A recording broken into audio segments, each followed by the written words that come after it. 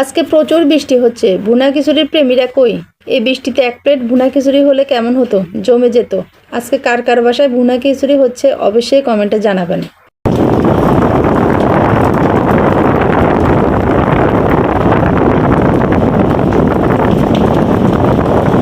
আজকে করব আমি ভুনা খিচুড়ির রেসিপি। প্রথম আমি মুগ ডালগুলো ভেজে নেব, তারপর আমি ভালো করে ধুয়ে নেব।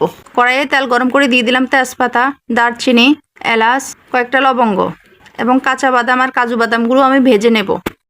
সাথে দিয়ে দেব কিছু কিশমিশ। ভালো করে ভাজা হয়ে গেলে এবার আমি দিয়ে দেব 2 কাপ গোবিন্দভোগের চাল। চালটা দিয়ে আমি ভালো করে নেড়ে ভেজে নেব। দিয়ে দেবো আদা বাটা, কাঁচা লঙ্কা কয়েকটা ছেঁড়া, 1 কাপ মুগ ডাল। ডালটা দিয়ে আমি আবারও মিক্স করে ভেজে নেব। অল্প করে আমি একটু মরিচের গুঁড়ো দিয়ে দিব, হলুদ গুঁড়ো, ধনে গুঁড়ো, জিরের গুঁড়ো, স্বাদ মতো লবণ। সবগুলো উপকরণ আমি মিক্স করে নেব। এবার আমি 6 কাপ গরম জল দিয়ে দেব। লো ফ্লেমে আমি কিছুক্ষণ রান্না করব। দিয়ে দেব চিনি। 5 মিনিটের জন্য আমি ঢাকা দিয়ে দিব। ফিরে আসছি 5 মিনিট পর। এবার আমি দিয়ে দেব ঘি। ঘিটা দিয়ে আমি নেড়ে কিছুক্ষণ পর নামিয়ে ফেলবো। রেডি হয়ে গেল আমার ভুনা খিচুড়ি রেসিপি।